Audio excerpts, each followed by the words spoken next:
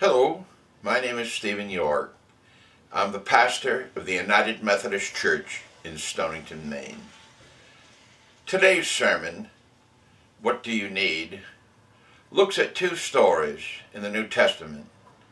The first is when two of the disciples of Jesus approach him wanting places of power and privilege. And the second is a story about a man who is physically blind and a beggar asking for his sight. We know from psychology and Maslow's work on the hierarchy of needs that at the very bottom and basic is the need to survive, all the way up through to self-actualization.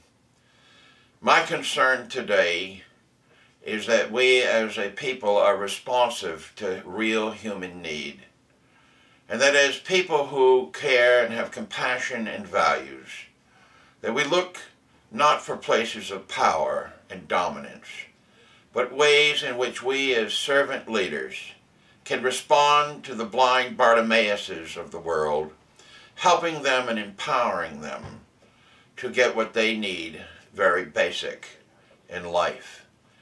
In a culture that is rich financially and in many other ways, we have over 47 million Americans in the United States at this moment without health insurance. 14,000 people each day lose their health insurance. The poverty line in the state of Maine, over 47,000 young people live below the poverty line. All around us is great need. I'm asking that together we think about how we can get not only our needs met, but the needs of others. I hope that this sermon will inspire you to take action wherever you live, to do justly, to love mercy, and to walk humbly. Thank you so much for watching. What do you want? I believe what applies to groups applies to people as individuals. What do you want? The two stories from the Gospel of Mark include this question, what do you want? In the first story, James and John, who are brothers, they were called the sons of thunder because they had such violent tempers. I suppose you couldn't imagine two of the disciples of Jesus having bad tempers, but these two were particularly noted for having bad tempers. The sons of thunder. What a name for them, huh? They came to Jesus as he's about to approach Jerusalem. They know he's going to die, and so they decide they want to ask him, when you go, this is implied in the question, when you're long gone, we want the assurance that one of us is going to be at the right hand and the other is going to be at the left hand in charge in the kingdom. They wanted political power. In fact, the story starts where they said to Jesus, we want you to do whatever we ask you to do. There are people who, in the Christian faith, believe it or not, who think that God is simply like an ATM machine. You put a card in and out comes the blessings. And want God to do whatever it is that they ask. Whether or not it's for the common good, whether or not it's even good for them. And so Jesus, when asked this question, or told, we want you to do whatever it is that we ask you to do, Jesus responds, well, what do you want me to do for you? What do you need?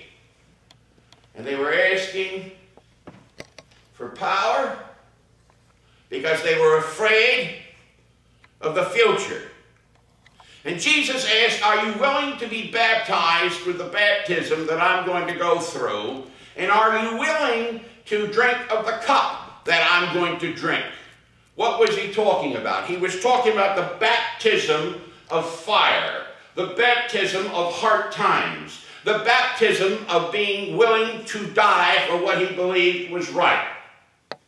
And the cup, which we celebrated the Eucharist in remembrance of him, was the cup at which scene he was betrayed by Judas, betrayal by one of his closest friends. So in essence, Jesus said, you want power?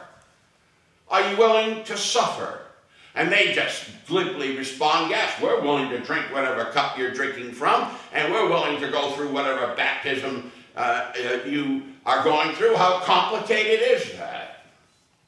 And Jesus said, if you're going to lead, you've got to be servants. You can't dominate. He said those without spiritual values, who he referred to as the Gentiles, are tyrants, and they rule by fear and power. But that's not how I lead. So what you want is not good for you or for anyone else. We all know people who want what they want when they want it. I know none of you are in the room this morning, but there are people you, I'm sure, have stumbled across in life that want what they want, and they think if we can just get God to give it to us, it'd be wonderful. I'm very grateful for many of the unanswered prayers that I have asked of God. Because in hindsight, they weren't very wise. But of course, I didn't know that then. The second story, which probably happened a little later, Jesus is walking with the disciples, and he hears someone yelling, Jesus, you son of David, have mercy on me. And the man is screaming, and people are nearby saying, shut up. He's busy. Don't bother Jesus. He's important. And Jesus asks the question, who is this? Bring him to me. There was a man who was blind and a man who was a beggar. And Jesus asked him, same chapter, what do you want me to do for you? And he said, that I might receive my sight. And Jesus said, your faith has made you whole. In looking at the two stories, one is a story where people want something just to get ahead of someone else.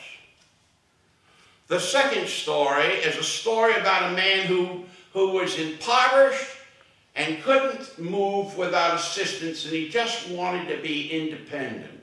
He wanted to be able to function in life, to get through life. And he asked for his sight, and he asked implicitly, with his sight, then he'd be able to go and work or take care of himself. And Jesus honored the second request and declined the first. I like to get what I like. Most of us do. But how I look at things is critically important.